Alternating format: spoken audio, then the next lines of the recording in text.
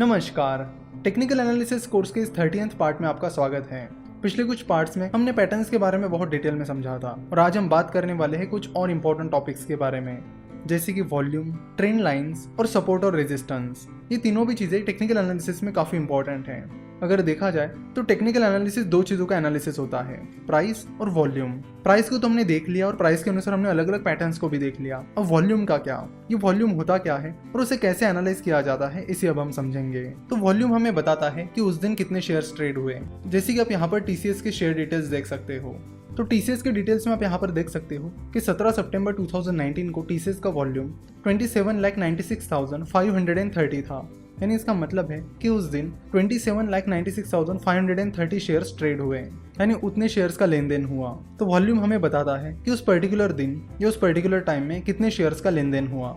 अब 17 सितंबर 2019 को टीसीएस के 27,96,530 शेयर्स ट्रेड हुए। अब ये वॉल्यूम कम है या ज़्यादा, ये कैसे पता करें?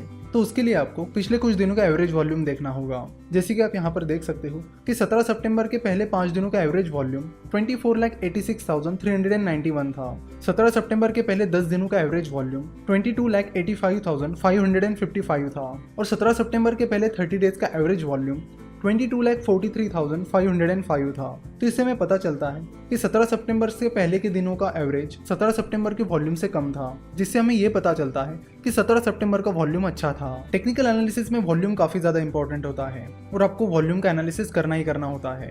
तो जिस दिन ज्यादा वॉल्यूम होता है तो उस दिन ये माना जाता है कि उस दिन जो भी मूवमेंट हुई है वो इंपॉर्टेंट थी।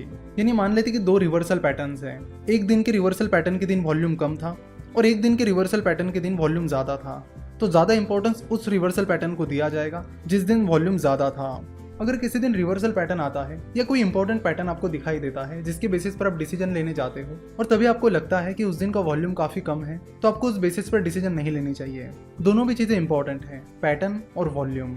सही पैटर्न और स्ट्रॉन्ग वॉल्यूम इंडिकेट करता है कि वो जो पैटर्न है वो स्ट्रॉन्ग है। जनरली आपको वॉल्यूम कैंडलस्टिक चार्ट में नीचे इस तरह दिखता है, जिसकी मदद से आप चेक कर सकते हो कि उस दिन वॉल्यूम कम था या ज्यादा, और फिर आप वॉल्यूम और कैंडल दोनों को चेक करके अपने डिसीजन ले सकते हो। तो अब हम बात करेंगे ट्रेंड लाइन के बारे में। ट्रेंड लाइन भी टेक्निकल एनालिसिस में बहुत इंपॉर्टेंट होती है और ट्रेंड लाइन का इंपॉर्टेंस इसलिए है क्योंकि ट्रेंड लाइन से हमें ट्रेंड पता चलता है कि मार्केट में कौन सा ट्रेंड चल रहा है, अप ट्रेंड चल रहा है, डाउन ट्रेंड चल रहा है या फिर कोई भी ट्रेंड नहीं चल रहा है। तो यहाँ पर एक ग्राफ है और इस सिंपल ट्रेंड लाइन से हमें पता चलता है कि इस स्टॉक में अप ट्रेंड चल रहा है। तो जब तक शेयर प्राइस इस ट्रेंड लाइन को ब्रेक नहीं करती है तब तक माना जाएगा कि ट्रेंड चल रहा है, और शेयर प्राइस जैसे इस ट्रेंड लाइन को ब्रेक करती है तो माना जाएगा कि वहां पर वो ट्रेंड खत्म हो गया है और फिर वहां से या तो दूसरा ट्रेंड शुरू हो सकता है या फिर कोई भी ट्रेंड नहीं हो सकता है। अब हम बात करेंगे सपोर्ट एंड रेजिस्टेंस के बारे में। आपने कई बार न्यूज़पेपर में, न्यूज़ में या कहीं पर भी सपोर्ट एंड रेजिस्टेंस का जिक्र जरूर सुना होगा। टेक्निकल एनालिसिस में सपोर्ट एंड रेजिस्टेंस बहुत जनरली यूज की जाने वाली टर्म है। तो चलो देखते हैं कि सपोर्ट एंड रेजिस्टेंस क्या होता है। तो शुरुआत करते हैं सपोर्ट से। सपोर्ट हमें स्टॉप लॉस सेट करने में मदद करता है। कैसे? चलो देखते हैं। जैसे कि यहाँ पर आप देख रहे हो कि नीचे ये स्पेसिफिक प्राइस है जहां पर जाकर वो शेयर प्राइस फिर से यूटर्न ले रही है, यानी फिर से ऊपर जा रही है। जैसे कि आप देख सकते हो कि बार बार शेयर प्राइस यहाँ तक आके गिरती है और यहाँ से आके फिर से उभर जाती है और फिर इन डॉट्स को जोड़कर हमें सपोर्ट लाइन मिल जाती है। तो सपोर्ट लाइन हमें बताती है कि सपोर्ट लाइन के पॉइंट पर बाइंग प्रेशर ज्यादा है, यानी बाय करने वाले ज्यादा है, जिससे शेयर प्राइस उस लाइन के नीचे नहीं जा रही है। इसलिए सपोर्ट का उपयोग ट्रेडर स्टॉप लॉस के लिए करते हैं। तो सपोर्ट लाइन ड्रॉ करने का तरीका बड़ा सिंपल है। आप इस ग्राफ को देखकर तुरंत पहचान सकते हो कि कौन कौन से पॉइंट पे आकर शेयर प्राइस फिर से वापस ऊपर चली गई है, और उन पॉइंट्स को जोड़कर आप सपोर्ट लाइन बना सकते हो जो कि आपके लिए आपका स्टॉप लॉस का काम करेगी। पिछले कुछ एपिसोड्स में हमने जितने भी पैटर्न्स देखे हैं उसमें हमें ये तो पता चला कि अब शेयर को बाय करना चाहिए या फिर सेल करना चाहिए, लेकिन ये नहीं पता चला कि उस शेयर का स्टॉप लॉस क्या होना चाहिए, उसकी टारगेट प्राइस क्या होनी चाहिए। तो इन चीजों के लिए हमें सपोर्ट एंड रेजिस्टेंस पर डिपेंड रहना होता है। सपोर्ट के बाद अब बात करते हैं रेजिस्टेंस की। रेजिस्टेंस एक ऐसी लेवल होती है जहां पर सेलिंग प्रेशर ज्यादा होता है, यानी जहां पर जाकर शेयर प्राइस यूटर्न ले लेती है, यानी शेयर प्राइस जल्दी से उस लेवल को ब्रेक नहीं कर पाती है। तो जैसे कि आप यहाँ पर देख सकते हो कि शेयर प्राइस कई बार रेजिस्टेंस के लेवल तक चली गई और फिर वापस नीचे चली आ गई, क्योंकि रेजिस्टेंस के लेवल पर सेलिंग प्रेशर काफी ज्यादा है, जिसकी वजह से वहां पर जाकर शेयर प्राइस नीचे चली जाती है। तो रेजिस्टेंस का उपयोग टारगेट प्राइस सेट करने के लिए किया जाता है।